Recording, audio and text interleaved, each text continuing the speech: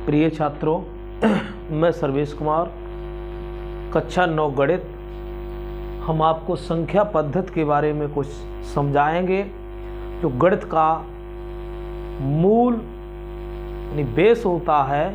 उसके लिए आज हम लेके आए हैं 6, 7, 8, 9 या जहाँ से पढ़ना कक्षा 1 से लेके स्टार्ट करो तो मुख्य बेस यहीं से स्टार्ट होता है।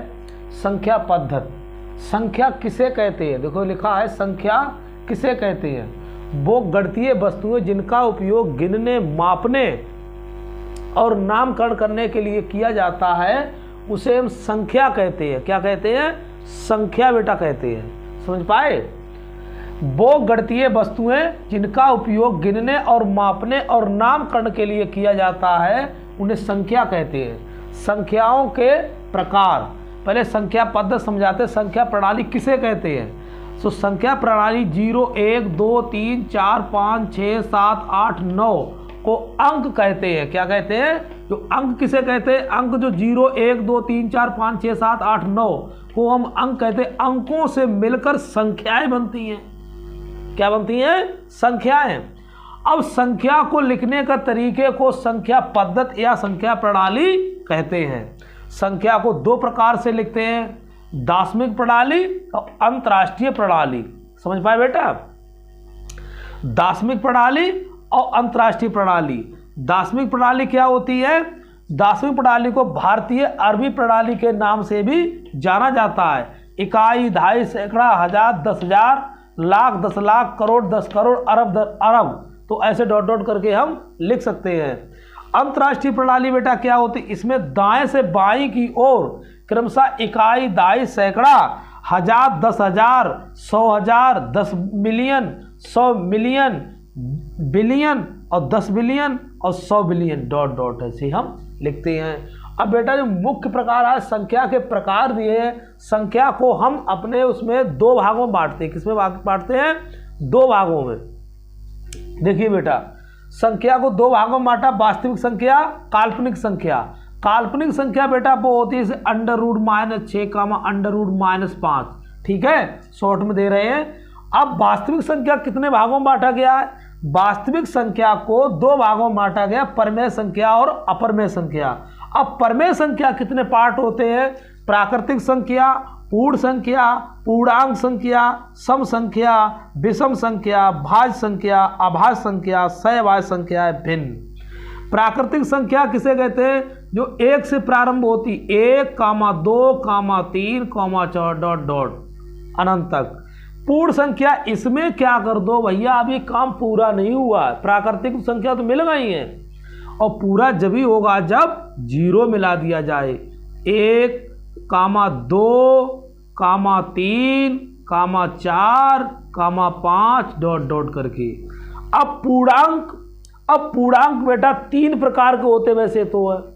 पूर्णांक होते हैं धनात्मक पूर्णांक, धनात्मक पूर्णांक। धनात्मक पूर्णांक होते हैं 1, 2, 3, 4, 5 डॉट डॉट। ऋणात्मक पूर्णांक क्या बताया? ऋणात्मक, कुछ ना कुछ नया जरूर मिलेगा। पूर्णांक तो -1, -2, -3, -4 डॉट डॉट। उदासीन पूर्णांक बेटा होता है जो, आप बताओ जल्दी आंसर दो, बता पाओगे? उदासीन पूर्णांक बेटा होता है 0। क्या होता है? 0। अब इन्हीं को हम लिख सकते हैं।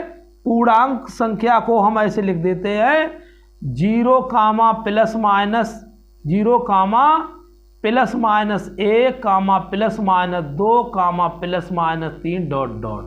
ठीक, ये तो भैया स्क्रीनशॉट ले लो। अब इसे इरेज करेंगे। अब हम बताएंगे सम संख्याओं के बारे में। ठीक है, देख लो बड़ी ढंग से। तो हम इसको एक रूप ऐसे भी लिख सकते हैं, कहीं कहीं आपको इनके मैंने 3 भाग बता दीजिए। ठीक, बता दिए। अब इसको हम थोड़ा रफ करते हैं। तो हम एक भाग लिख देते हैं पूर्णांक के लिए 0, +-1, +-2, +-3, +-4 डॉट डॉट।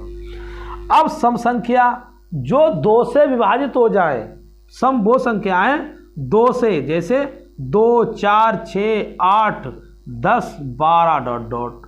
इसी विषम संख्याएं जो 2 से विभाजित ना हो, 1, 3, 5, 7, 9 डॉट डॉट। भाज्य संख्याएं जो स्वयं से विभाजित हो, किसी अन्य से विभाजित हो और 1 से भी हो, तो 4 है, 4, 6, 8, 10, 12 डॉट डॉट। सबसे छोटी भाज्य संख्या है 4। अभाज्य संख्या जो बेचारी और किसी कटते 2, 3, 5, 7 और डॉट डॉट ऐसे लगा दो, 2, 3, 5, 7, 11 और 13 डॉट डॉट। ठीक, जो स्वयं से कटे और 1 से कटे, किसी दूसरे की साझेदारी इसमें नहीं है। समझ पाए भैया, किसी दूसरे की साझेदारी नहीं अन्य को होती है। स्वयं से भाग हो जाएगा, 1 से भाग हो जाएगा और किसी से ना कटे, उसे हम अभाज्य संख्या। सहभाज्य संख्या है जिसका मासा 1 हो। 2 संख्या जरूर होंगी, 2, 3। सह मीन 7 7। अभाज्य भैया बहुभाज्य दोनों, 2 भी हो 3 भी, और 3, 5, 7, इनका मासा 1 ही निकलेगा। कई संख्या है? सहभाज्य संख्या है। भिन्न, भिन्न बेटा क्या होता है? भिन्न क्या होता है? भिन्न को कभी निगेटिव नहीं होती है। जैसे 1/2, 3/4, 5/7 डॉट डॉट। भिन्न कभी निगेटिव नहीं होती। परमेय संख्या निगेटिव होती है। परमेय संख्या उसे कहते हैं जो P/Q के रूप में लिखी जाए और जहां Q इज नॉट 0 और P/Q का HCF हमेशा 1 आए। ठीक, तो परमेय संख्या होती है। ठीक बेटा, इतनी नॉलेज दी कक्षा 9 में। अब प्रश्नावली के लिए हम थोड़ा देख रहे हैं। अगर आपने इसमें बेस सीख लिया है तो कोई टाइम ही नहीं लगेगा। तो प्रश्नावली आप देखिए। अब इसमें नोट करना तो मुश्किल पड़ जाएगा। प्रश्नावली 1.1 देखो बेटा, 1.1। तो पहला सवाल है प्रत्येक उसने के, पहला हम लिख रहे हैं, अब इसको हम प्रश्नावली 1.1 लिख रहे हैं। ठीक है, अब इसका क्वेश्चन पहला दिया है, नीचे दिए गए कथन सत्य असत्य काट दीजिए। प्रत्येक पूर्ण संख्या एक प्राकृतिक संख्या होती है। अरे भैया, प्रत्येक पूर्ण संख्या किससे मिलकर बनी है? 0 से। तो पहला सवाल क्या होगा? असत्य। क्या हो जाएगा? असत्य। तो पहला सवाल हो जाएगा असत्य। असत्य क्यों? कि प्रत्येक पूर्ण संख्या एक प्राकृतिक संख्या हो ही नहीं सकती है। अब उसने दूसरा दिया है प्रत्येक प्राकृतिक संख्या एक पूर्ण संख्या है। प्रत्येक प्राकृतिक संख्या इसमें पहुंच गई तो क्या हो गई? देखो, जो प्राकृतिक तो है तो ये भैया पूर्ण संख्या, दूसरा भी सत्य है जी, सत्य है। प्रत्येक प्राकृतिक संख्या जो आती है पूर्ण संख्या हो जाती है। अगला देखो, प्रत्येक पूर्णांक एक पूर्ण संख्या है। प्रत्येक पूर्णांक देखो परमेय, और प्रत्येक पूर्णांक मैंने यहां समझाया होगा, पूर्णांक +-1 +-2 +-3 +-4। तो उसने कहा प्रत्येक पूर्णांक एक पूर्ण संख्या है। तो प्रत्येक पूर्णांक तो नहीं भैया, कि पूर्ण संख्या नेगेटिव नहीं होती है और पूर्ण संख्या केवल पॉजिटिव होती है। तो ये तीसरा भैया असत्य है। ठीक, उसने फिर कहा है प्रत्येक परमेय संख्या एक पूर्ण संख्या होती है। प्रत्येक परमेय संख्या, अरे प्रत्येक परमेय संख्या पूर्ण परमेय संख्या अजय भी असत्य है, क्योंकि प्रत्येक परमेय संख्या तो 1/2 भी होगी। तो ये आपकी चौथा भी असत्य है।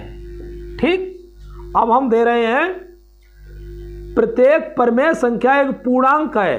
प्रत्येक परमेय संख्या, जो परमेय संख्या 1/2, 1/3 और पूर्णांक तो पूरे अंक होते हैं। तो भैया ये पांचवा भी असत्य है।